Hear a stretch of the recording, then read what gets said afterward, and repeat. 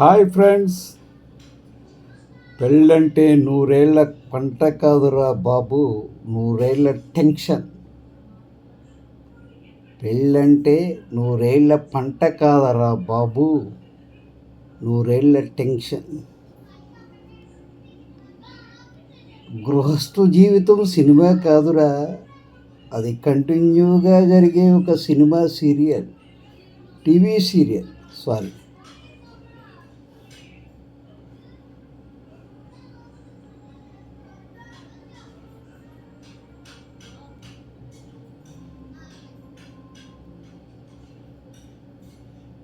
అన్నా, గృహస్థ జీవితం ఎలా ఉంటుందన్నా?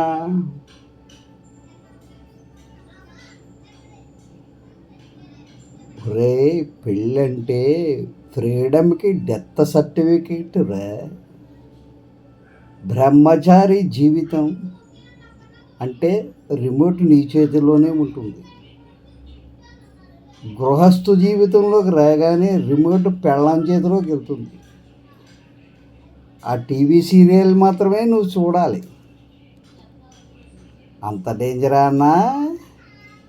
కాకపోతే ఏమిటిరా, డైలీ సీరియళ్ళు 4 దశల్లో ఉంటాయిరా. గృహస్థ జీవితం కూడా అంతేరా బాబు.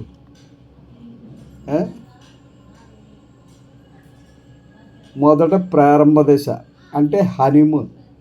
మొదటి 6 నెలలు నువ్వు హీరోవి. నువ్వు నిజ జీవితంలో హీరో ఏంటంటే మొదటి 6 మాసాలే, వివాహం జరిగిన తర్వాత. నీ భార్య హీరోయిన్, డైరెక్టరు మీ అత్తగారు, ప్రొడ్యూసర్ మీ మామగారు. డైరెక్టర్ నీ అత్తగారు, ప్రొడ్యూసర్ మీ మామగారు.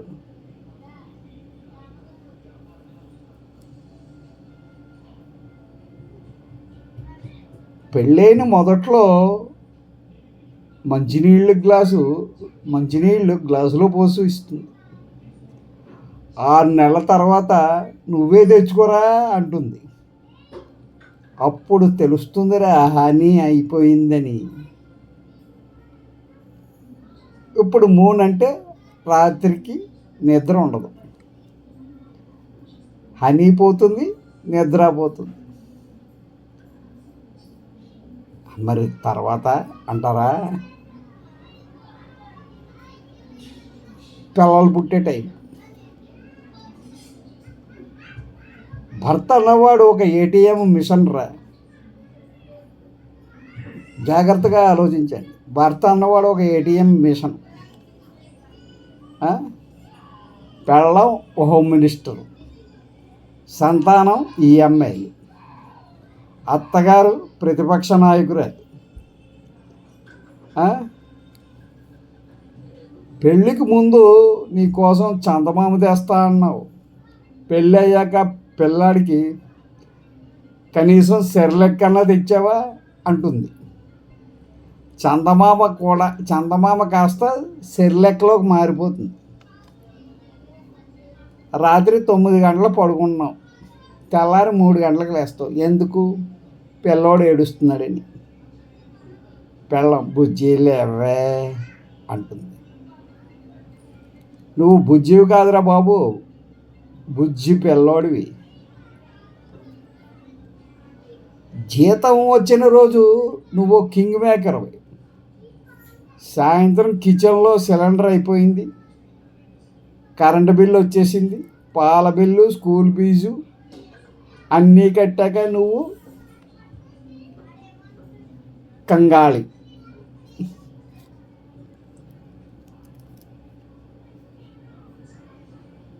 అన్నా, పెళ్లి క్యాన్సిల్ చేసుకుంటావా? ఆగ్రాబాబు, ఇంకా క్లైమాక్స్ పోవాలంత ఉంది. క్లైమాక్స్ పోవాలంత ఉంది. పిల్లలు పెద్దోళ్ళు అయ్యే టైం. ఆ దశలో నువ్వు ఒక డ్రైవర్వి, పెళ్ళం కండక్టర్, పిల్లలు ప్యాసింజర్లు. బండి పేరు జీవితం, పెట్రోల్ పేరు జీతం.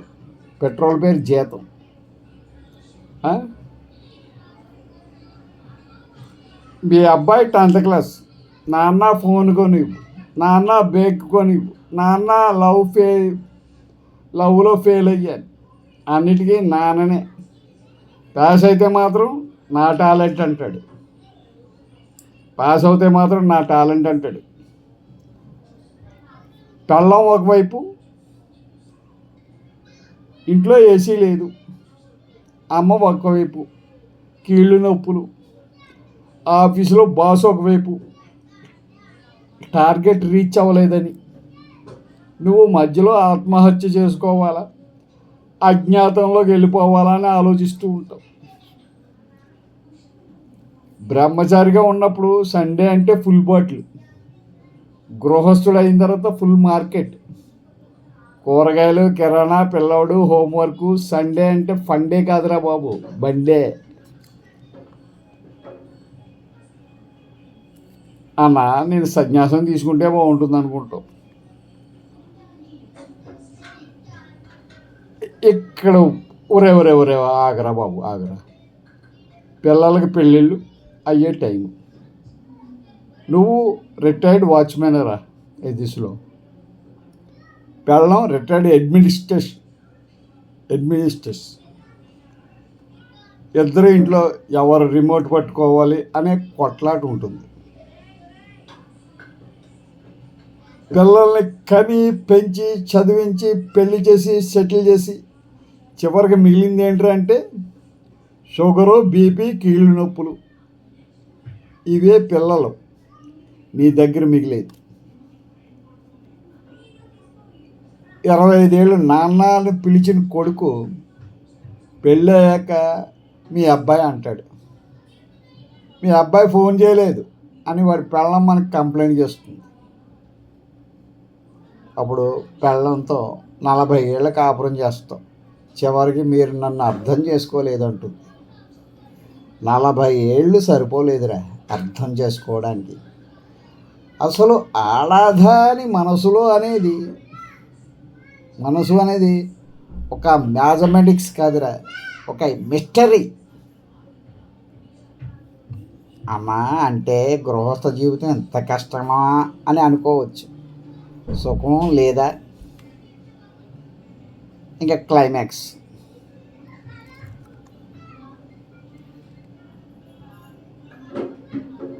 గృహస్థ జీవితం అంటే సుఖం కష్టం కలిసిన పచ్చడరా బాబు.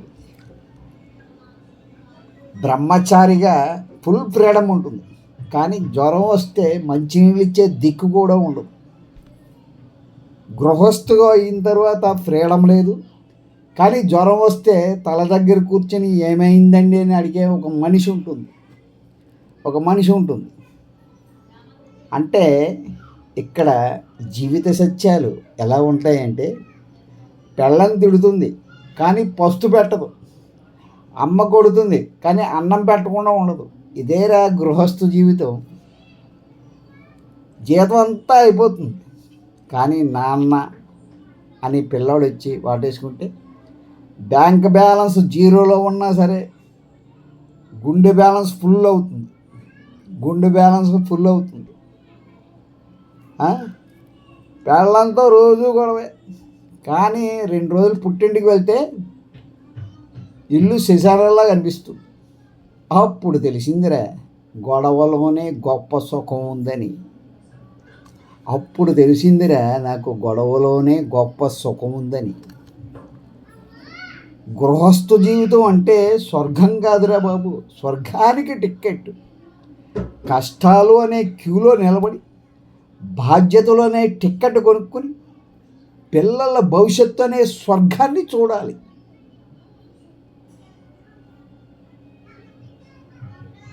అందుకేరా పెళ్ళి చేసుకో. గృహస్థు జీవితం అంటే సమస్యలు కాదు, సంపూర్ణత్వం ఏర్పడుతుంది.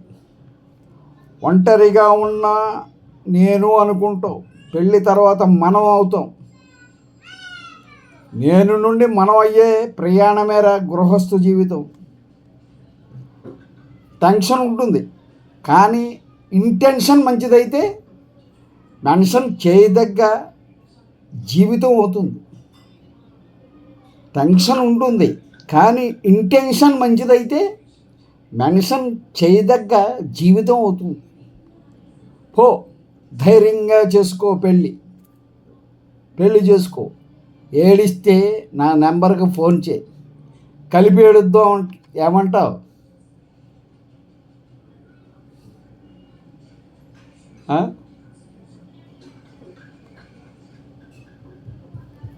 హానీమూన్ అయిపోతుంది.